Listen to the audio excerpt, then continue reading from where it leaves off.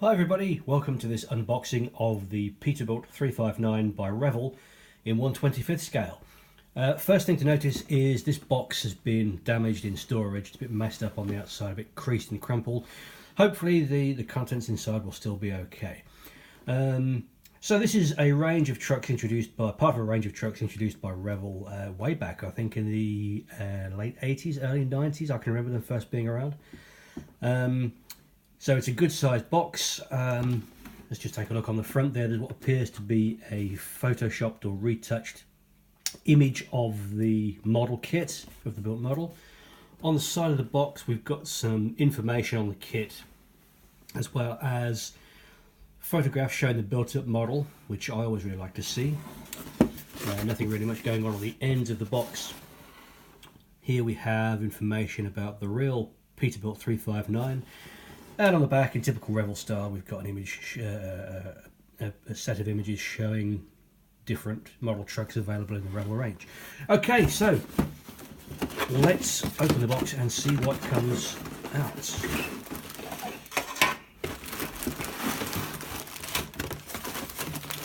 Okay, lots to come out. Great. So what do we get? Okay, first of all, we have the cab shell and hood or bonnet shell as well. Nice pieces there, some sort of raised detail, including some rivet detail on top of the hood there. You can see the positions where the cab roof marker lights will go. Two-piece windscreen, opening cab doors, hole to go through into the sleeper. Okay, those two pieces are moulded together like that, but obviously you remove these pieces of sprue and then the hood fits properly against the cab. Jolly good. Right, what else have we got? Tyres. Let's take a look at these. We get a pack of tyres. I assume there are 10 tyres in there, with this being a 3-axle tractor unit. Quite nicely detailed tyres. There's a nice amount of sidewall detail. Quite a nice tread pattern there. Not sure if that's coming into focus on the camera. Quite a good tread pattern. The only thing that is strange is this kind of shoulder where the tread meets the sidewall. There's a kind of shoulder there which gives a narrow tread. The tread is quite a bit narrower than the width of the tyre. I'm not sure what that's supposed to recreate. If anybody knows what that actually recreates, maybe there actually is a type of truck tyre like that, great, please comment and let us know. Also, amongst the tyres we have another bag which has got length of yellow hose or wire, length of black rubber hose, and some actual small scale metal chain in there as well. Great, very good. Okay, putting those to one side. Instruction book, we'll take a look at that in a moment. First of all, let's get into some plastic. Okay, and straight away we have a lot of chrome. A lot of chrome parts in here, as you'd probably expect for an American truck like this. Wow, look at this. So we have, I'm going to move that out of the way because it's making it difficult to see what's going on. So we've got the front wheels there, or the faces of the front wheels. Exhaust stacks, which come in two pieces, which does of course mean there'll be a join line down the side of them. Big rear bumper with lamps recessed into it. Chrome for the steps and battery boxes. Front bumper with lamps recessed into it. There's a lot. I think those are the tops of the Lubafina filters. The windscreen wipers, wow, yeah. Air horns. The Peterbilt grille, which is cast solid with a kind of mesh effect moulded in there. What else have we got there? I think those are the headlamp units. Yeah, okay. That's chrome part 1. Chrome part 2, and we've got even more here. So we've got the drive wheels there. They look pretty nice. Probably respond well to a little detail painting or just a wash to bring out the details. Steps there, I assume those go over the diesel tanks. Speaking of which, diesel tank here and here, again both in two pieces. If you want to remove the seam line, then you will need to do some work to get rid of that. Okay, and then I think that's a large panel to go on the back of the sleeper, kind of an equipment rack. Okay, looking good. Lots of chrome. Right, what else do we get? A couple of bags of plastic sprues. Let's see what's in here. All of this is all of the main parts of the kit are moulded in a kind of silver grey plastic, which should be a relatively neutral colour to try and paint over. Okay, so here that frame is sprues a little bit warped, but it shouldn't make any difference, I don't think. This piece has come off. That's appears to be a front fender or front wing. There's the other one. Let's come out of there. We've got, okay, yeah, so the cab doors are there, as are the seats. Those are the inside door panels, cab door panels. Parts for the lubrifiners, and then the engine parts seem to be mostly there. Both halves of the blockhead and transmission, and the various drive belts, pumps, and so on and so forth, and manifolds. Okay, good. Moving on, we have now what appear to be the rest of the body parts, basically. So we've got here the sleeper roof, sleeper sides with the door detail molded in. Cab floor. That is the rear of the cab. Quite nice if you look at the detail molded on the interior parts. They've all got that sort of button back padded appearance to them, as you might see in a truck of this era. Yeah, same on the insides of the sleeper there as well, and even the roof. Okay, yep, that's nice. And then the final poly bag. Here we go. Some of these are taped closed and some of them are sealed, so some of them need slicing open. Okay, so this has the glazing in. Really minimal glazing. I mean, if you're used to making European truck models where you have a big windscreen, big side windows, there's a tiny amount of glazing here. I mean, just to give you an indication of size, each of those halves of the windshield is about as big as the end of my finger. And we've got I think a bug deflector or stone deflector, and okay, quarter light glazing there, and then we've got the headlamp glasses, some other lamp glasses there as well. And onto the final sprues, and we have here all the pipe work for the exhaust and air intake system. Fifth wheel there, and the pieces that go together on the chassis to hold the fifth wheel. Drive shaft there with centre bearing, details, dashboard, instrument panel parts there together with the actual dash itself, and steering wheel. Complex looking gear shifter.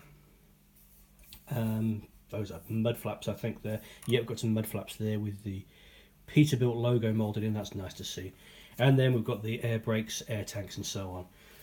And the last of the plastic has the chassis rails together with the rear suspension. It's got this kind of trailing arm with airbag setup. So rear air suspension there. Lots of parts to go together to make up the chassis, including the cross members here. Leaf spring assemblies there for the front axle itself there, and the halves for the rear axles and differentials there, and the rest of the suspension components. So that frame is pretty much all about chassis and suspension. Okay, great. So the one thing we haven't looked at yet is the instruction book, and this is a little bit stained and creased up, but we'll ignore that. It's a big instruction book, 24 pages there. Let's see what's inside. So on the front, illustration, very similar to the one on the box front actually. Bit of information about the real truck, and then we're in to the instructions. The usual safety and general information in the front there, describing what the various symbols in the instructions mean.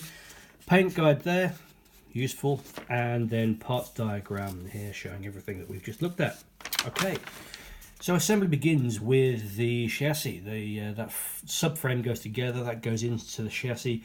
together with the cross members, and then the front suspension goes on, air tanks and rear suspension go on, and then begin assembly of the engine. So that's quite nice. It's quite nice to see that the engine will drop into the chassis after the chassis is put together. That makes it a lot easier to paint the engine and chassis the colours you want them. Unlike on some of the older truck kits where the engine actually gets sandwiched between the halves of the chassis, which makes painting a bit of a job. Okay, quite a few engine parts going on there. Yet turbos going together, or turbo. Well, I think there's only one turbo. Yeah, that goes together and goes on. And then we've got the lengths of vinyl tubing that go on there. You can see they've provided a template, so you can cut the vinyl tubing to the correct lengths, and then it shows you where those pipes need to be attached to the engine. That goes into the chassis, it drops in the top, and then the radiator and surround with fan, they go together. You plumb that in, then it's time for the rear axles and air brakes. Okay, that all goes together. Quite a few steps involved there, although some of these steps don't have that much in them. So for example, in this one we're just placing a shock absorber there, for example. So well, placing a couple of shock absorbers. So and on this one you're placing what appears to be a couple of sway bars or anti-roll bars. So actually, although there's a lot of steps, some of them really haven't got that much going on. Front axle and air suspension goes together. That goes on the chassis. Then we've got steering gear.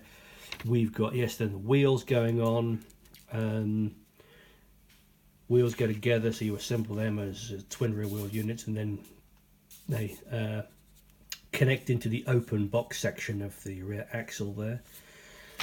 The kit comes with these kind of spoked optional wheel trims, wire wheel trims, which I don't recall ever seeing on a real truck, or if I have, it's just slipped my memory. I probably wouldn't go with those myself, but a matter of personal choice, obviously. Battery boxes go together and go on, and then we start on the interior, so seats, steering wheel and steering column.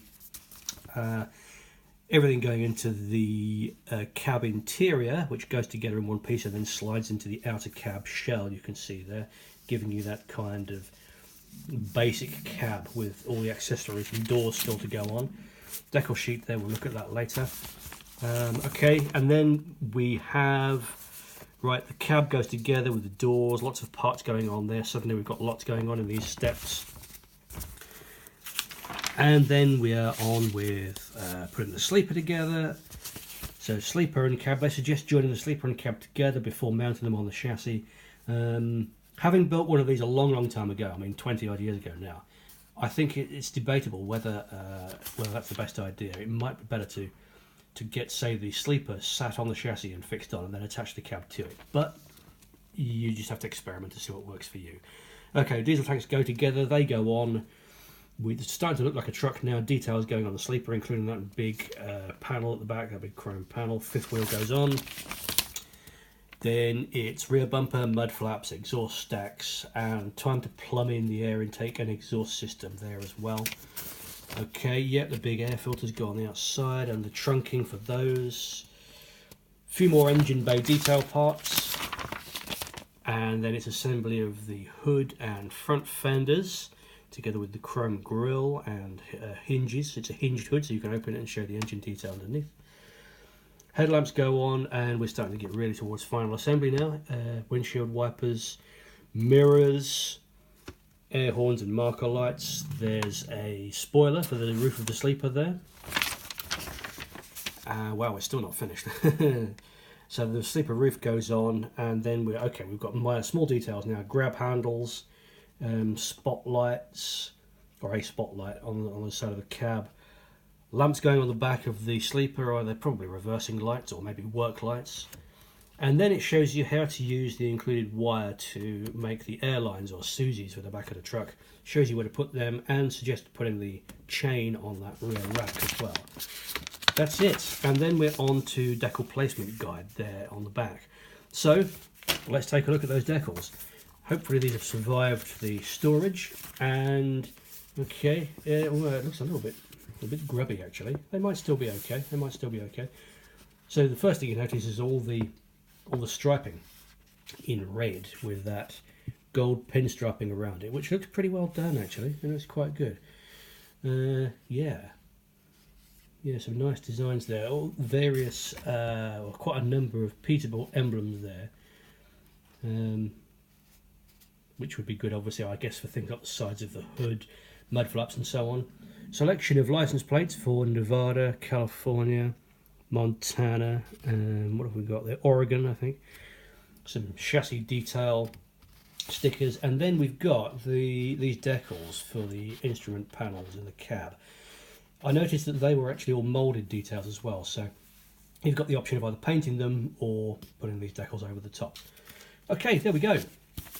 Like I say, I built one of these many years ago. It did build up nicely.